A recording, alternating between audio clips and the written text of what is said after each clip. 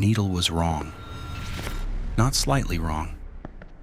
Not within the margin where a mechanic could tell himself it was humidity or altitude, or the particular stubbornness of a gauge that needed calibration.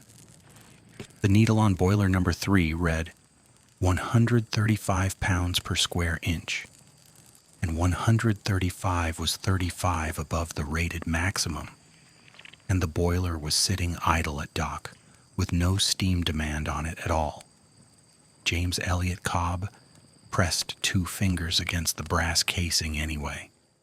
He had been doing this for 15 years on Mississippi River steamboats, touching gauges that his eyes had already read, as if contact could negotiate with the instrument, could persuade it to move in the direction he needed. The needle held.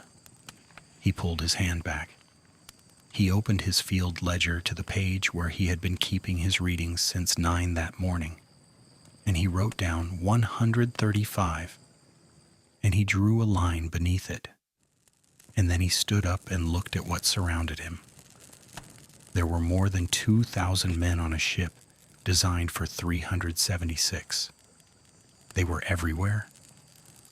They covered the main deck so completely that a man could not walk from stem to stern without stepping over legs, over blanket rolls, over bodies that had stopped choosing positions and simply dropped.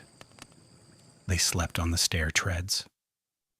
They sat in overlapping rows along both gunwales, their legs dangling above the brown water of the Mississippi, talking quietly or not talking at all, staring at the Memphis waterfront with the particular vacant expression of men who have used up every available reserve of alertness and are coasting now on whatever the body supplies after fear has been spent.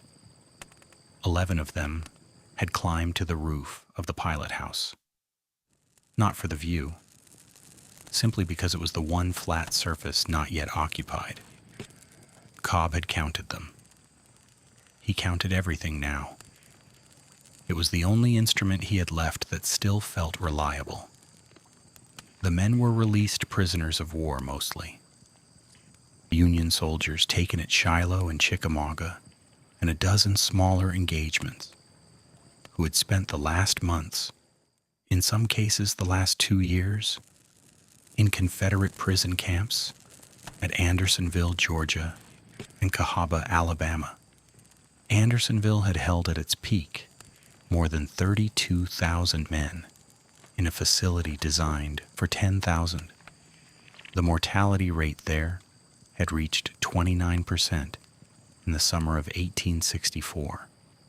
The men who came out of it came out thin in ways that redefined the word. Men whose wrists Cobb could have circled with one hand, whose eyes had moved back into their skulls.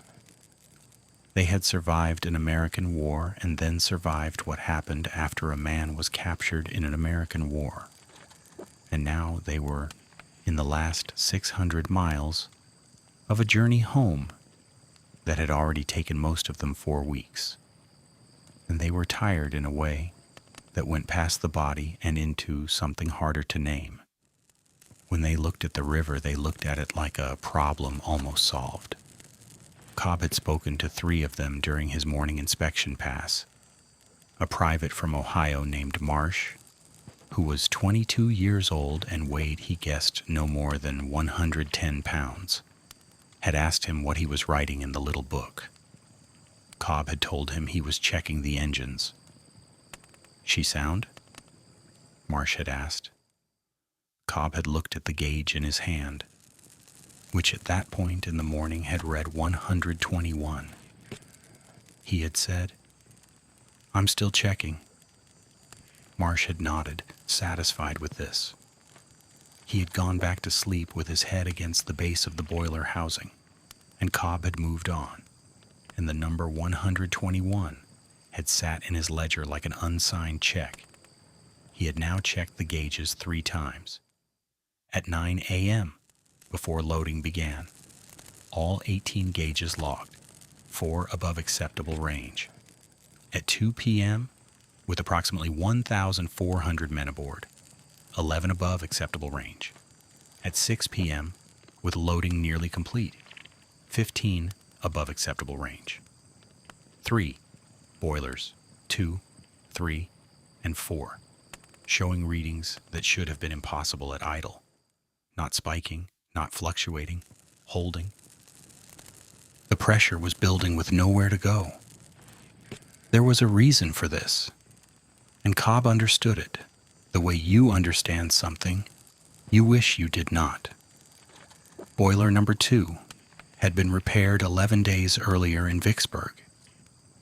The repair had been a patch, a riveted plate over a cracked seam, performed by a local boilermaker named R.G. Taylor, who had wanted to do a full plate replacement and had been given 3 days instead of 7. Taylor had done his job incompetently within an impossible window and had told the Sultana's captain J.C. Mason exactly what the patch was rated to handle. 376 passengers, standard cargo, normal Mississippi current. He had said this in plain language. He had documented it, and Mason had thanked him and moved the ship north. The Mississippi was running 15 to 20% above normal current speed that spring. The floodwater meant the boilers would work harder going upstream than in a standard April crossing. And the ship was not carrying 376 passengers. It was carrying 2,427. The patch had been built for a load assumption of 376. Cobb was standing inside an arithmetic problem that had already solved itself, and the answer was not a number anyone wanted. He climbed down from the boiler deck at 6:40 in the evening and walked the length of the ship to its gangway. The gangway was still active, soldiers still coming aboard from the dock, shepherded by Army sergeants with manifest boards, checked off in groups of 20, and directed toward whatever space remained, which by this point meant essentially no space.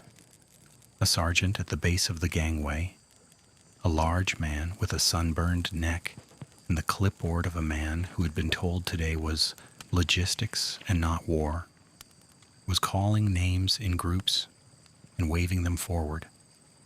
Cobb stopped beside him. "How many more?" he asked. The sergeant looked at his manifest without looking up. 212 on the list. The ship is at 3 times rated capacity. The sergeant looked up now.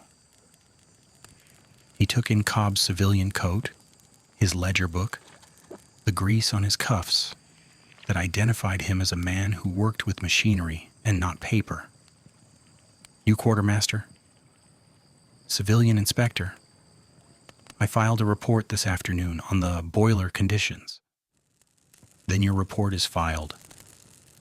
The sergeant returned to his clipboard. "These men have been waiting 3 weeks for a northbound vessel. They're going home tonight." Cobb stood there for a moment. He could hear from somewhere above him on the decks a few men singing Sasachiti, low, ragged, the unmistakable cadence of a camp song stripped of its confidence by months of use. He turned and walked toward Front Street. Attempt 1. The Army Quartermaster sub-office occupied a converted cotton building at the corner of Front and Madison Streets. By 7 in the evening, it still had men at its desks. 3 clerks, a duty corporal, no officers visible. Cobb presented Form QM-17 to the duty clerk, a private named Ambrose Keene from Central Ohio, who received the form with the practiced neutrality of a man who had been receiving forms all day. In the lower right corner of the form, in the 1-inch box provided for inspector judgment, Cobb had written in regulation blue-black ink, "Conditional fail, immediate weight restriction advised." He had underlined it twice. Keene placed the form in the left side tray. "That tray," Cobb said. "Is that urgent?" "That's the urgent tray." I need this to reach Captain Hatch tonight.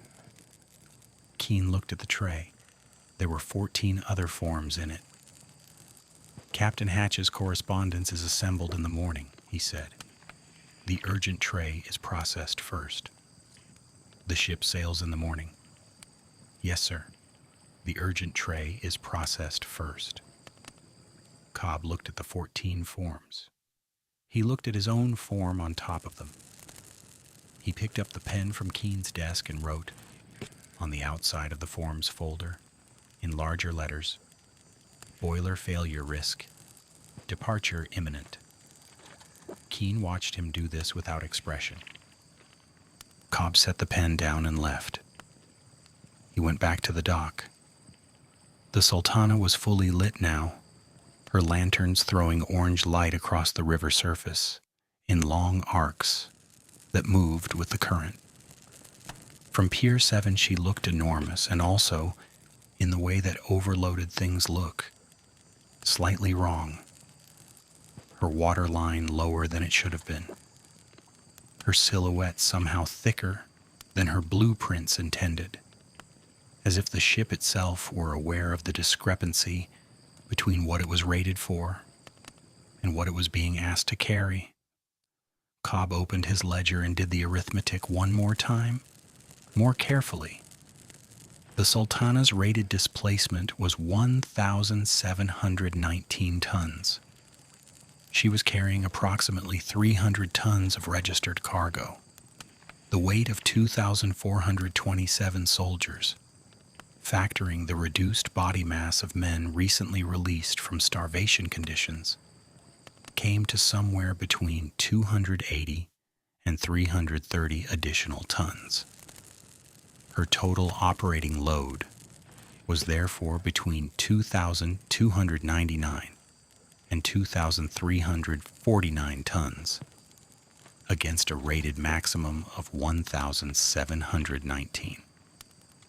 That was a 35 to 37% overload, before accounting for the patch repair on boiler number 2, which had been engineered at a capacity threshold lower than the boiler's own rated maximum. He wrote all of this down. He circled the final number. Then he walked to the newspaper office on Union Street. Attempt 2. The night editor at the Memphis Daily Appeal was a thin man in shirt sleeves named R. Whitmore, who was setting type for the morning edition and who put down his composing stick with the careful patience of a man interrupted mid-sentence. Cobb told him what he had found. He described the gauges. He described the 3 anomalous readings that were holding under a load they were not designed to carry. He described the patch repair, the rated capacity, the 2,427 men. He showed Whitmore the numbers in his ledger. He spoke for approximately 12 minutes. Whitmore listened without taking notes. When Cobb finished, the editor looked at the ledger, then at Cobb, and said, "Sir, I am not a technical man. I cannot evaluate what you're describing." "I am a technical man," Cobb said. "I am evaluating it for you." "If something were to happen," Whitmore said slowly, "you should come back. We would run the story. If something happens, there will be no story to run. There will be 2,000 dead men in the Mississippi." Whitmore looked at him for a long moment. Then he picked up his composing stick. "Come back if something happens," he said again. Cobb left. Attempt 3. At 8:45 p.m., he returned to the Front Street office. A different clerk now, a corporal from Illinois, whose name he never recorded. He asked for an officer. The corporal told him the officers had concluded their day. He asked who held inspection authority on the evening watch. The corporal checked a wall posting and told him it was Lieutenant Tillinghast, presently at supper at the Gayoso House Hotel, 3 blocks north. "Send someone to get him." "Sir, Lieutenant Tillinghast is at supper. There is a steamboat at Pier 7 with 2,100 soldiers on it and a boiler system I have certified as a conditional failure. Send someone to get Lieutenant Tillinghast out of the Gayoso house." The corporal wrote something in the duty book. He wrote it with the slow deliberateness of a man who has decided that writing something is equivalent to doing something. "I'll note your request in the duty log," he said. "The duty log is reviewed every morning." Cobb looked at the duty book. He looked at the corporal. He said very quietly, "The ship sails before morning." The corporal nodded. "Your concern is noted, sir." He does not appear to have gone home. The field ledger shows him back at Pier 7 at 10 p.m., then at 11, then at 11:40. The entries growing shorter, more compressed. The handwriting of a man who has run out of column inches and is filing notes to a future he suspects no one will be ready for. The last entry before midnight reads, in full, "Boiler 3 gauge. Confirmed 142 pounds per inch by lantern reading at dockside. 11:40 p.m. Acceptable maximum is 110. Have submitted twice to QM office, Front Street. Have spoken to night press. Have documented all 18 readings across 3 separate inspection passes across 9 hours. No action taken. Ship departs within the hour. I do not know what else I can do. I have done everything I know how to do." The SS Sultana left Memphis at 1 o'clock in the morning on April 24th, 1865. She moved from the dock slowly with the dignity of a vessel that did not yet know what it was carrying. The Mississippi took her. The current was high and fast, 16% above the seasonal average, per the Army's own river gauging station, which logged this fact in a report no one cross-referenced with the vessel departure manifest. The men on deck felt the motion, and some of them woke from half-sleep and watched the lights of Memphis pull back, and the river turned, and the lights were gone.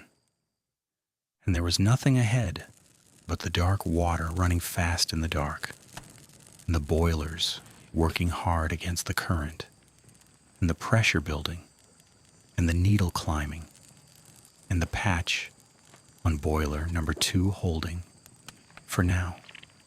Cobb stood on Pier 7 and watched until there was nothing left to watch. He had submitted 18 gauge readings. He had filed 2 formal reports. He had visited the quartermaster's office 3 separate times.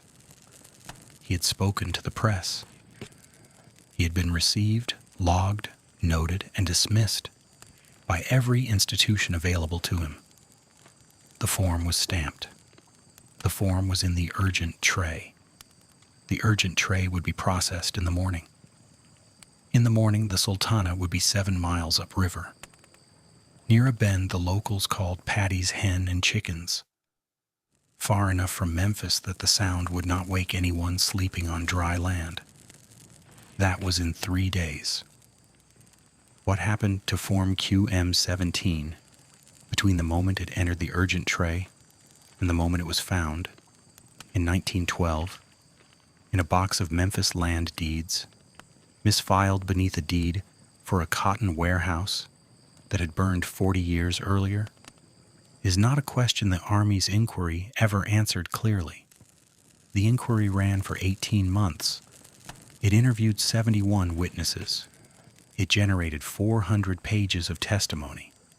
It attributed the explosion to a manufacturing defect in the boiler metal, recommended no criminal charges, administratively discharged 2 officers with no punitive consequences, and sealed 34 supporting documents under a classification level that kept them inaccessible until 1888. The form was not among the sealed documents. The form simply vanished. The quiet vanishing of a piece of paper filed in the wrong box by a clerk, who may not have known what it said or may have known exactly what it said and where it needed to be. When it surfaced in 1912, 47 years after the ship left the dock, the quartermaster's stamp was still clear.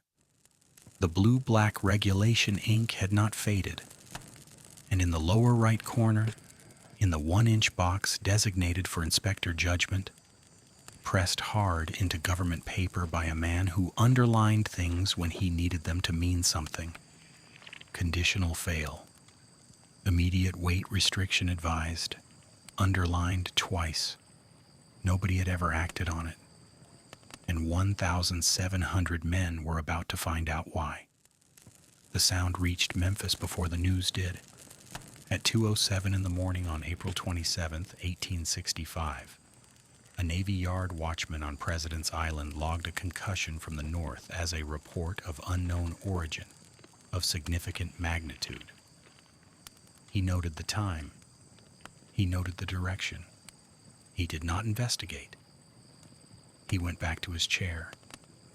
7 miles to the north, at a bend in the Mississippi called Patty's Hen and Chickens, the SS Sultana had ceased to exist as a ship. 3 of her 4 boilers failed within 8 seconds of one another. The first rupture opened along the lower edge of the patch repair on boiler number 2. The same seam that R.G. Taylor had riveted in Vicksburg 11 days earlier under a 3-day deadline for a load rated at 376 passengers. The steam that escaped did not escape gradually. It escaped the way pressure always escapes when the thing containing it breaks. Instantly, completely, in every direction at once. Boiler 3 was 18 inches to the right. It received the force directly. Its own pressure, running at 133 pounds per square inch, had nowhere to go. It failed 4 seconds later. Boiler 4 failed 3 seconds after that. The ship's forward superstructure, the pilot house, the hurricane deck, the officers' cabins, the staircases men had been sleeping on since Memphis, came apart in a single convulsion. It did not collapse. It exploded outward. Structural beams, deck planking, machinery components, the contents of the pilot house, the cotton bales stored forward on the main deck. All of it became, in less than 2 seconds, a debris field covering approximately 200 yards of river surface. The cotton caught fire, then the decking, then the cabin walls. Witnesses on the Arkansas shore reported the light visible for more than 3 miles. The Sultana's bell struck the water somewhere to the east and was never recovered. There were approximately 1,700 men in the Mississippi River at 2:08 in the morning. The water temperature was between 48 and 54 degrees Fahrenheit, cold enough to incapacitate a healthy man in 40 minutes, faster for men who weighed on average 30 pounds less than their pre-war body mass. Most of them could not swim. In 1865, most men could not. One of the men who went into the water that night was a private from Indiana named Chester Berry, 21 years old, recently released from Cahaba prison after 8 months of captivity. Berry had survived Cahaba at a body weight he estimated at 95 pounds. He had gained back approximately 15 pounds since his release. He had been asleep on the main deck, between the paddle wheel housing and the port gunwale, when the explosion lifted that section of decking and deposited him in the river 30 feet from where he had been lying. Berry would later write a memoir of that night, published in 1892. It is one of the clearest first-hand accounts of what the river looked like from inside it at 2 in the morning. He wrote, "The surface of the water was covered with men as far as I could see in every direction, and the burning ship lit them from above, so that I could see their faces, and many of them were not moving. I struck out for what I believed was the Tennessee shore. The current was much stronger than I'd expected. I swam for what seemed a long time and made almost no progress. I found a piece of decking, I cannot say how large, and held to it, and let the river carry me south rather than fight it. And after perhaps 2 hours, I came against a stand of willows on the Arkansas side and held to those until it became light. Barry was pulled from the willows at approximately 5:30 in the morning by a civilian flatboat crew from a lumber yard north of Memphis. He weighed, when he arrived at the Memphis landing, an estimated 90 pounds. He had survived Cahaba. He had survived the Sultana. He would live until 1931. He would spend the last 40 years of his life writing letters to congressmen, to newspapers, to the War Department, asking why the story of the Sultana had never been officially commemorated. Most of his letters were not answered. Several were returned unopened.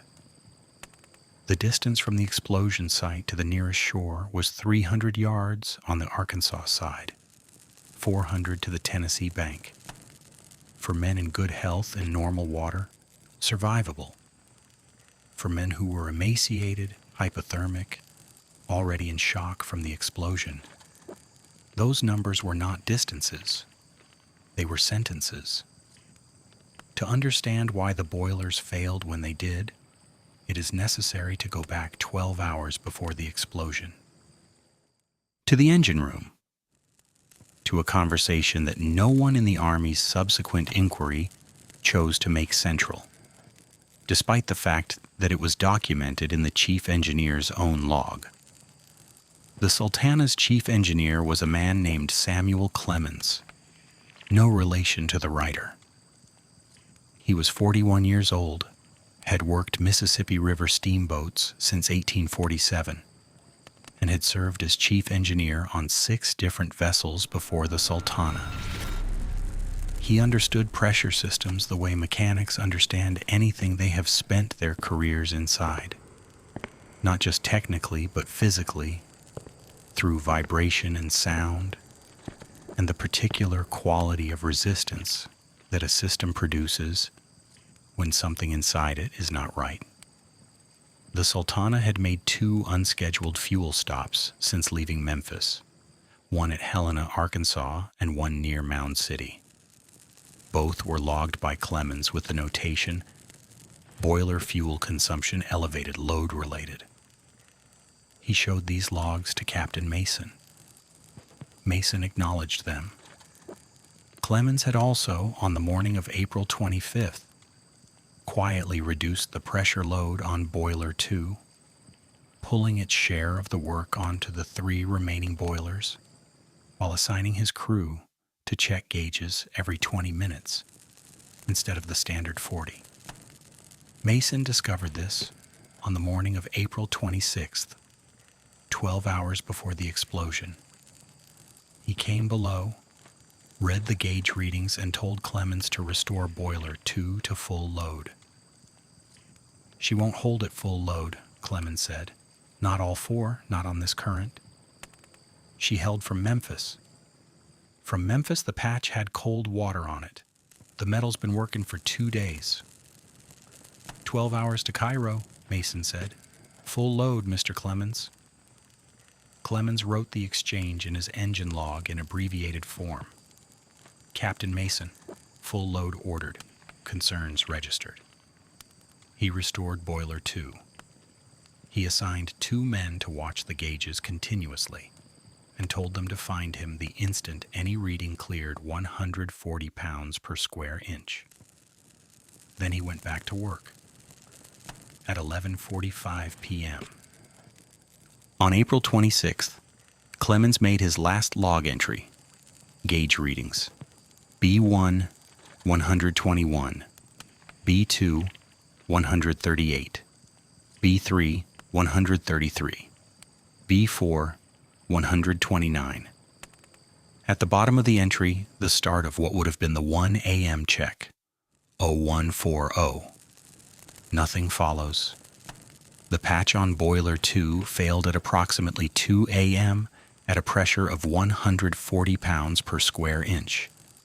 Precisely the threshold Cobb had annotated in his field ledger 4 days earlier, on the dock in Memphis, 9 hours before the ship sailed. The engine log was recovered from the debris field on the morning of April 28th.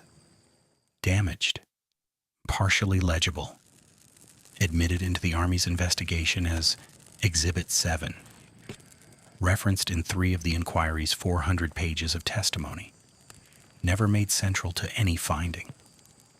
The first rescue boats reached the site at approximately 3:30 a.m., 90 minutes after the explosion. They came from the federal gunboat Tyler, anchored south of the blast site, whose crew had heard the concussion and followed standard military protocol before departing their post. The Tyler pulled men from the water for 4 hours straight. In the last hour, her crew reported the density of survivors in the water had dropped to the point where the boat's lanterns could illuminate 30 yards of river surface without locating a living man. 500 survivors reached the Memphis landing by noon on April 27th. Another 200 were brought to the Arkansas shore. At least 100 more were pulled from the river at points south of the blast site over the following 18 hours, carried downstream by the same fast current that had pushed the Sultana's boilers to their limits. The survivors came in on every available watercraft: military skiffs, civilian flatboats, a rowboat. 2 men had bailed with their hats for 7 miles. They were taken to Memphis hospitals, to the soldiers' home, to the veranda of the Gayoso House Hotel, the same hotel where Lieutenant Tillinghast had been eating supper, while Cobb stood at the quartermaster's duty desk, asking someone to go get him. The final death toll has never been established with certainty. The Army's internal figure, derived from the difference between the ship's manifest and the confirmed survivor count, was 1,192. Independent researchers who argued the manifest itself was incomplete put the figure as high as 1,800. The most commonly cited number is approximately 1,700. Against the Titanic's 1,517 dead, which would occur 47 years later, and generate approximately 12,000 newspaper column inches in the first 72 hours. The Sultana's death toll, larger by any methodology, generated almost nothing. The Memphis Daily Appeal ran 4 column inches on page 3 on April 28th. The Cincinnati Commercial ran 6 column inches, below a story about a real estate dispute in Hamilton County. The New York Times ran nothing on April 28th. On April 29th, it ran 3 paragraphs in a section labeled River News. By April 30th, the story had effectively ended. Lincoln's assassination was still commanding every available front page. Booth had been killed 4 days before the explosion. The surrender of the last Confederate Army was still being processed by every newspaper in the country. The Sultana competed for space against the most consequential 30 days in American history and lost completely, permanently.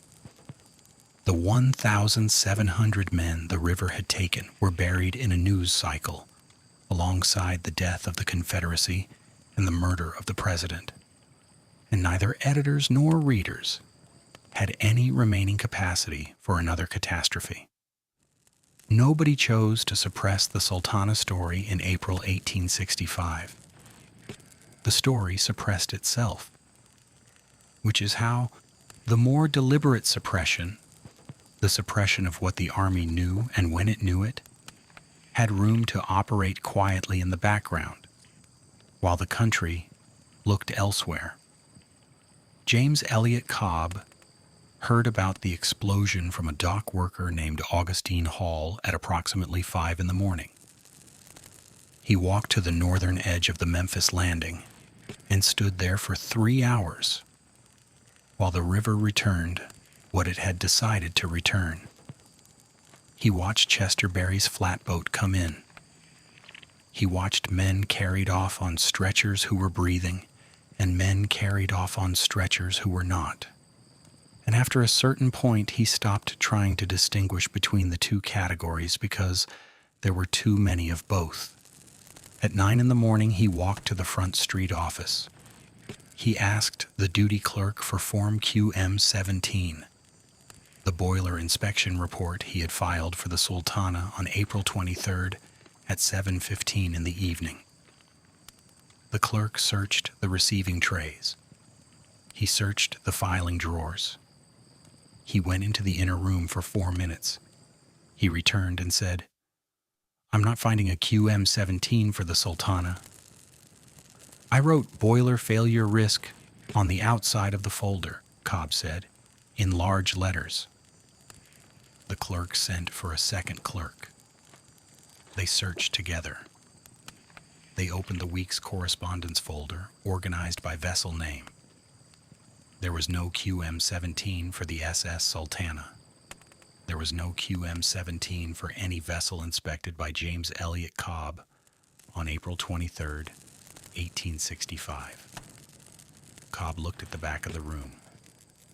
Private Keene, the clerk who had received the form, who had placed it in the urgent tray, who had watched Cobb write boiler failure risk on the outside of the folder, was standing there, looking at the floor. "When did Captain Hatch arrive this morning?" Cobb asked. Keene did not look up. The duty clerk began writing something on a different form. Cobb asked again. The duty clerk said, without looking up, that Captain Hatch's schedule was not a matter for the duty desk. Cobb asked Keene directly. Keene said nothing. What Cobb did not know yet, what he would piece together over the following weeks from 2 separate sources, including a junior clerk who approached him voluntarily in a coffee house on Main Street in May, was that Captain Reuben Hatch had arrived at the Front Street office at 6:40 in the morning on April 27th, 1865.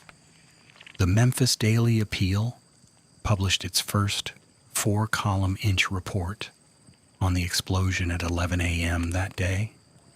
Hatch had been in the building 4 hours and 20 minutes before the newspaper knew the ship was gone. He had spent approximately 35 minutes in the inner records room, alone, before any other officer arrived for the day. He had left before 7:30. The form was gone when Cobb arrived at 9. The urgent tray was empty. Cobb stood on Front Street with his field ledger open to a fresh page. April 27th, 1865, 9:22 a.m. He wrote down the duty clerk's name. He wrote down Keene's name. He wrote down the time. He wrote QM-17 for Sultana, absent from all files. Filed by this inspector April 23rd, 7:15 p.m. Received and stamped by Private Keene. Now absent. Captain Hatch present this office 6:40 a.m. this date, per information to be sourced.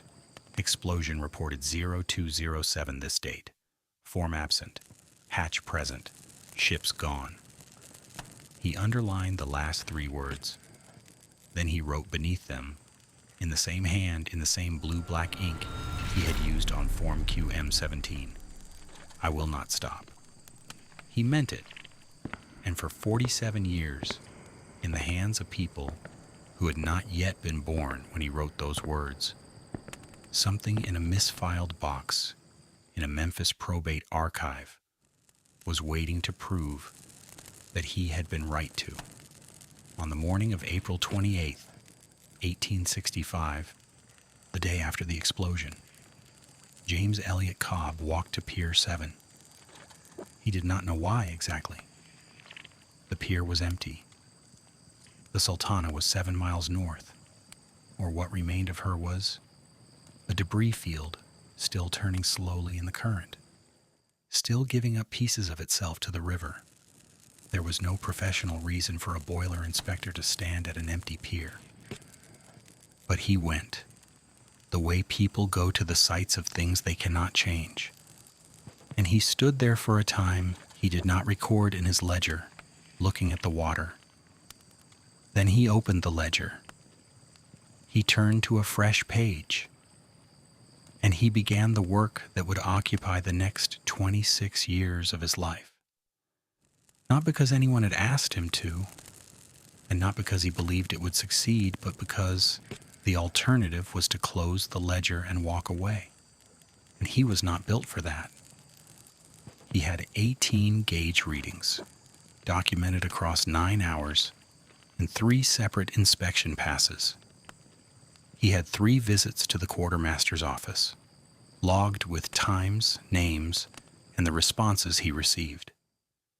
He had a newspaper editor who could confirm he had appeared and spoken. He had a dock sergeant who had told him these men were going home tonight.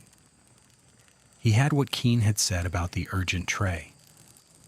He had, most critically, the one thing the Army could not explain away: the receiving log entry on September 23rd, 7:15 p.m., Sultana, QM17 urgent, that proved the form had existed, had been received, and had subsequently ceased to exist.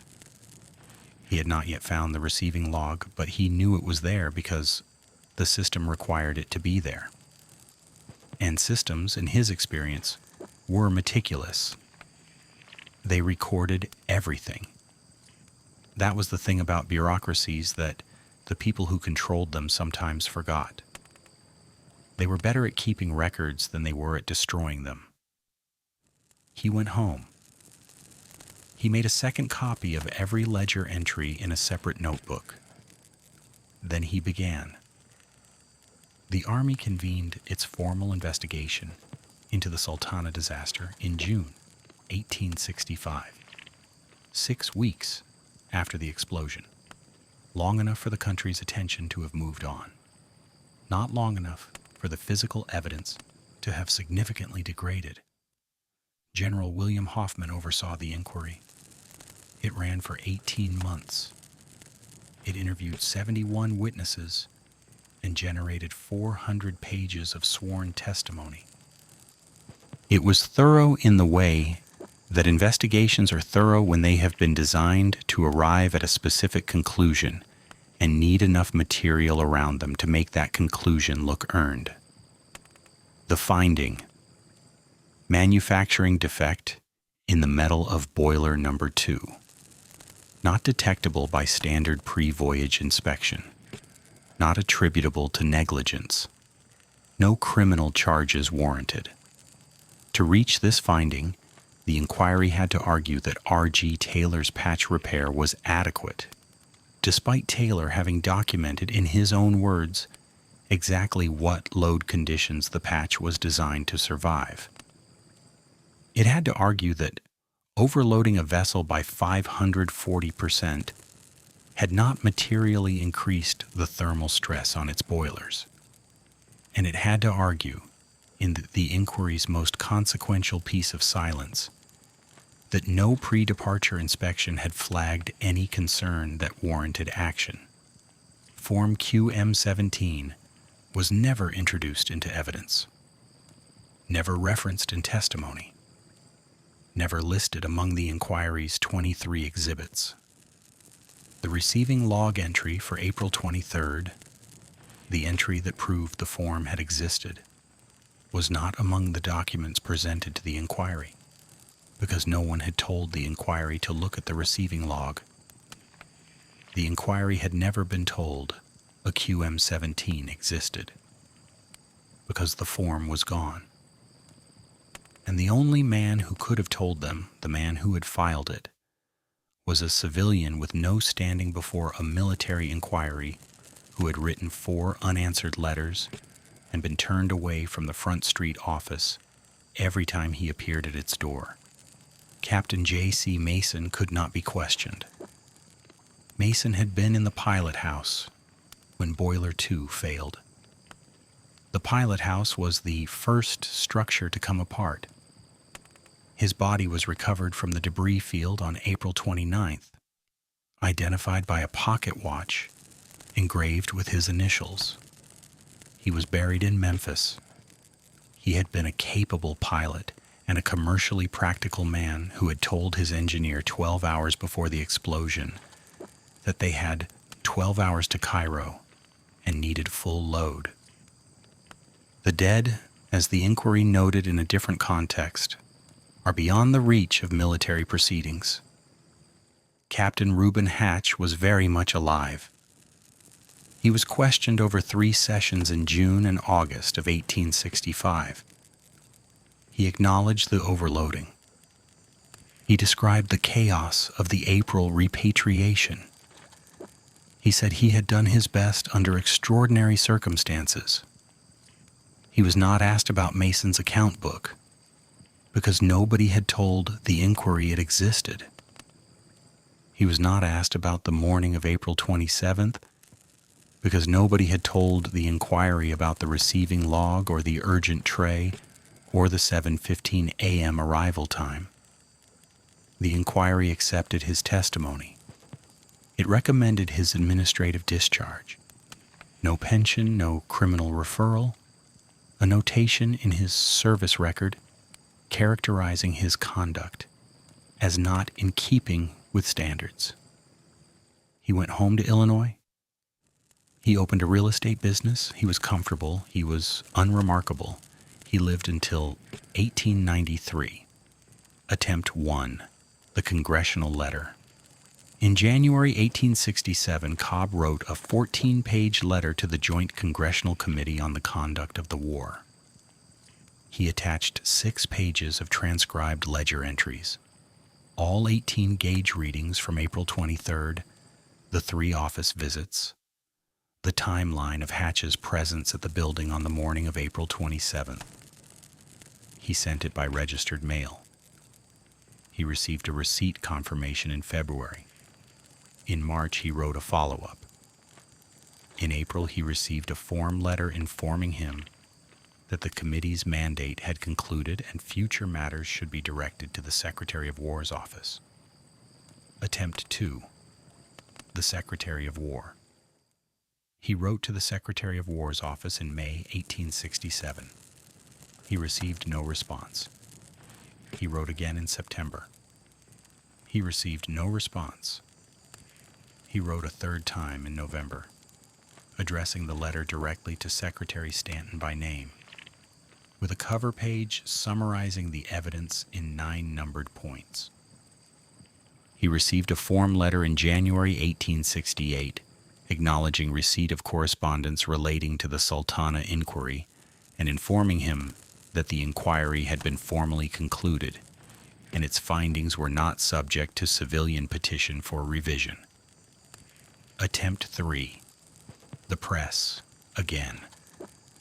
He went back to the Memphis Daily Appeal in the spring of 1868. R. Whitmore, the editor who had told him to come back if something happens, was gone. The editor who replaced him was a man named Burnett, who had been with the paper for 3 years and who listened to Cobb for 20 minutes across a desk covered in copy paper and tobacco pouches. Burnett told him the story was 3 years old, that the Army's inquiry had closed the matter, and that without new documentary evidence, the form itself, or the receiving log, neither of which Cobb could produce, the paper would face a legal exposure it was not prepared to accept. "Bring me the form," Burnett said, "or bring me the log. Bring me something on paper that isn't in your own handwriting." Cobb thanked him, walked out, and did not go back. He was right about one thing. The receiving log was there. It had been there all along, in the same steel-sided filing cabinet that held the April correspondence records for the Front Street office. which in 1869 was transferred as a unit to the Regional Army Records Depot in Nashville, Tennessee, as part of a post-war consolidation of military records infrastructure. The receiving log traveled with it. In Nashville, it was filed in a general incoming category with 47 other logs from Mississippi River District offices covering the period 1863 to 1866. The April 23rd entry, 7:15 p.m., Sultana, QM-17, urgent, initials AK for Ambrose Keene, was on page 34 of a bound log covering 3 months of receiving records. Page 34 was not different from any other page. It did not announce itself. Nobody looked at it. In May 1867, a young man found Cobb at a coffee house on Main Street. He had been a junior file clerk at the Front Street office in April 1865 and had left military service the previous autumn. He had read Cobb's name in a small daily appeal item about the congressional correspondence and had thought about it for weeks before deciding to come. He sat down across from Cobb. He said he had something to tell him. He said he had told no one else. On the morning of April 27th, 1865, he had arrived at the Front Street office at approximately 7:15 in the morning. Captain Hatch was already there, in the inner records room, alone. The duty log had not yet been opened for the day. Hatch had not signed in. When the clerk entered the room, Hatch was standing at the open filing drawers with his back to the door. The urgent correspondence tray, the left side tray, was on the table beside him. Open, empty. He said good morning, the clerk told Cobb. I said good morning. He closed the drawer. He left within about 5 minutes. He didn't sign the log. When the duty corporal arrived later and logged his arrival as 9:45, I didn't say anything because I didn't know what I was seeing. I know now. I've known for a while. Cobb asked if he would put this in writing. Yes, the clerk said. That's why I came. He signed the statement with his name and the date and pushed it across the table. He shook Cobb's hand. He said he understood if the situation was too far gone to matter. Then he left. Cobb numbered the statement as item 45 in his document envelope and wrote the clerk's name on the outside in blue-black ink. He held the envelope for a moment before filing it. 45 pages. 26 months of documentation, letter writing, office visits, and silence. And now this. A signed account of a man standing alone in a records room at 7:15 in the morning, 4 hours and 20 minutes, before the city knew the ship was gone. Beside an empty tray, he kept writing letters. To congressmen, to newspapers, to the War Department, to the offices of 2 successive secretaries of war. Some came back with form responses. Most did not come back at all. The last letter in the envelope is dated 1891. He was 60 years old. It is addressed to a researcher named William Streeter, who had told him he was compiling the first comprehensive account of the Sultana disaster. The letter runs 8 pages. It is the clearest document in the envelope. Methodical, precise, stripped of everything except the facts. Written in the hand of a man who has been explaining the same sequence of events for 26 years and has long since found the most precise word for each element of it. There is no record of Streeter's reply. There is no record of a Streeter publication on the Sultana. Whatever research he was conducting does not appear to have been completed. The trail ends there. Cobb died in Memphis in 1899. He was 68 years old. His obituary ran 3 sentences in the Daily Appeal. Name, Profession, surviving family. The Sultana was not mentioned. The envelope was not mentioned. It passed to his daughter, then to a nephew. Then, sometime in the first decade of the 20th century, it entered a probate proceeding, the ordinary metabolic process by which the possessions of the dead are measured, filed, transferred, and forgotten, and came to rest in a storage box in the Shelby County Probate Archive, pressed against the back wall behind a land deed and a promissory note under the name of an estate that was not Cobb's. Nobody was looking for it. Nobody knew it was there. The archive held 214 boxes of uncatalogued materials in a storage room adjacent to the main reading room, and nobody had gone systematically through all 214. The system was meticulous. It had accepted the box. It had recorded it. It had filed it in the way that all systems file things they do not yet understand the importance of, without ceremony, without flags, without any awareness of what they are holding. The box sat for 11 years. In the autumn of 1912, a Shelby County probate clerk named Thomas Aldridge was assigned to inventory, the uncatalogued storage room. He was 27 years old. He had worked for the county for 3 years. He was thorough and organized, and had been told the project would take approximately 6 weeks, which it did.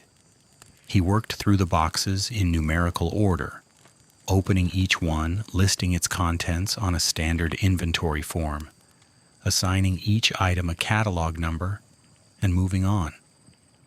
Box 187 contained a land deed, a promissory note, and 3 pages of commercial correspondence.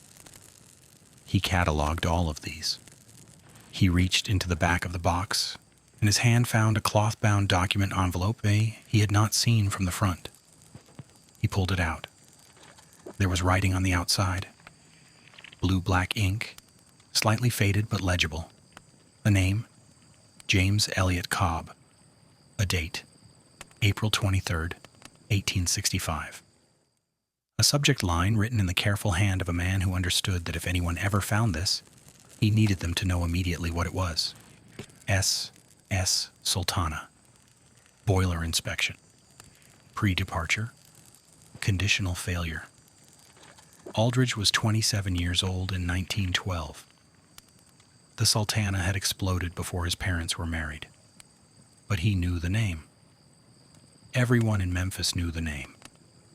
Not from newspapers, which had barely covered it, but from the kind of local knowledge that travels through families, the way stories travel when they are too large to fully process and too close to fully forget. He knew it had happened. He knew where. He knew approximately how many men. He had not known until this moment that there was a document envelope in box 187 with the words, "Conditional failure," written on the outside in the hand of a man who had died 13 years ago. He did not refile it. He brought it directly to the county archivist. He set it on the archivist's desk and said, "I think you need to see this." The archivist read the subject line. He read it again. He called a historian named Elias Reed, who was 3 years into a research project on the Sultana that had been hampered almost entirely by a single problem. There was almost no pre-departure documentation. The Navy had records. The Army had its inquiry findings. But the paperwork from the days before the ship sailed, the inspection forms, the assignment records, the correspondence that would show what had been known and by whom, had either been lost, misfiled, or rendered inaccessible by the 1888 classification order that kept 140 pages of the inquiry sealed. Reed came to the archive the next morning.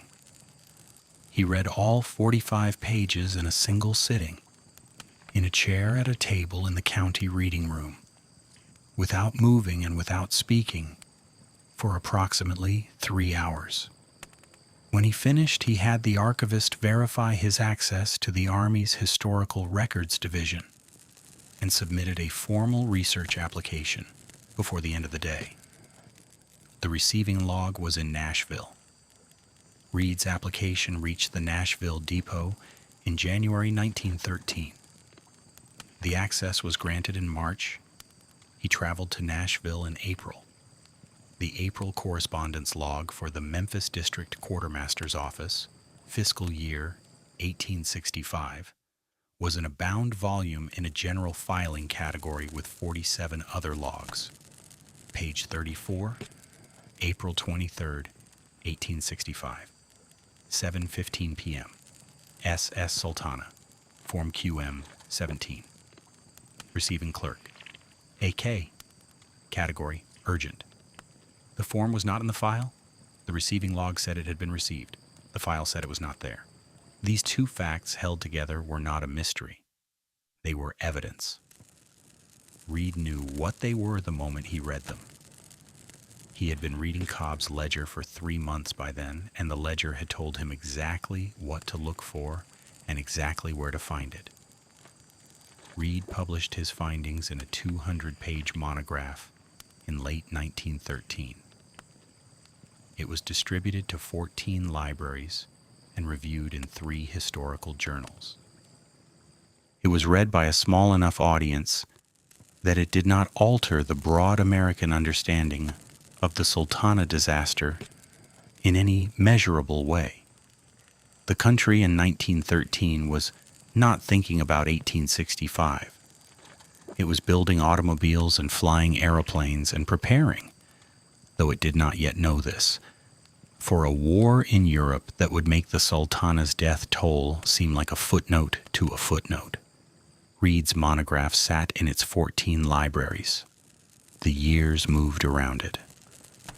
The first book written about the Sultana for a general American readership was published in 1988, 123 years after the explosion.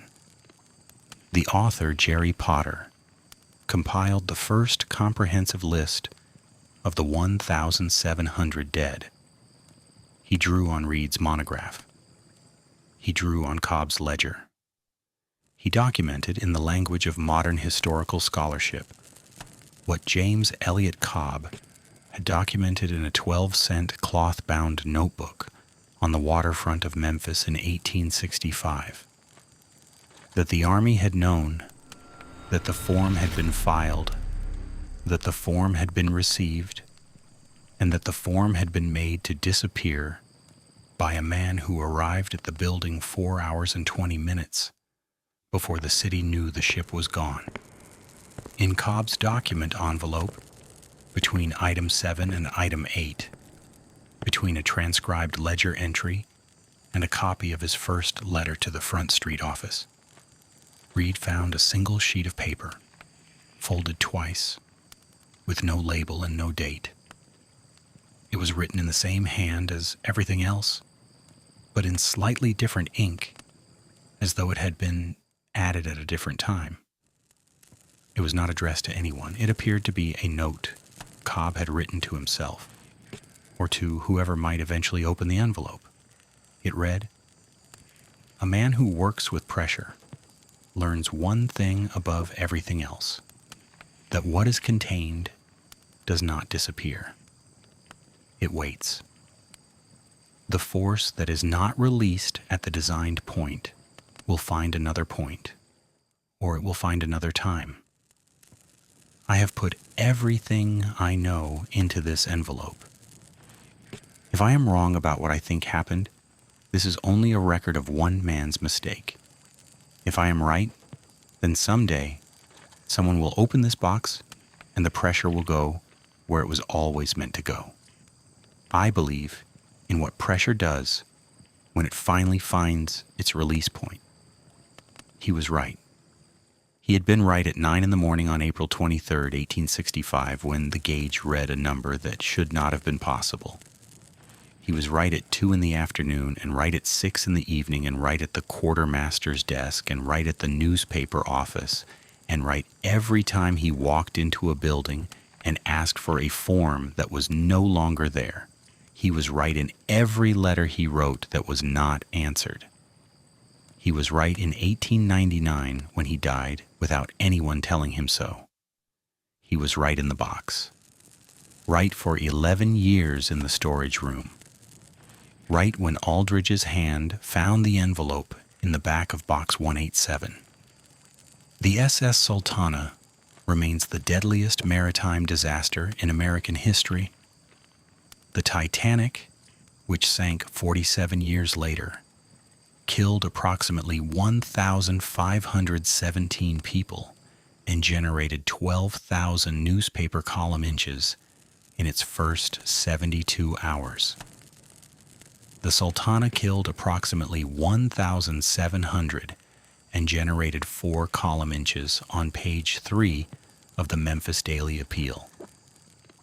The difference was not the numbers. The difference was that the Sultana sank 4 days after Lincoln was shot, and America had already used everything it had. Form QM-17 exists today in the Reed collection at the Memphis Public Library. It is an Army Quartermaster form, 8 by 10 inches, on government paper that has yellowed at the edges. The quartermaster's stamp is clear. The blue-black ink has not faded. The 18 gauge readings run down the center of the form in the precise, practiced hand of a man who understood that accuracy was the only form of authority available to him.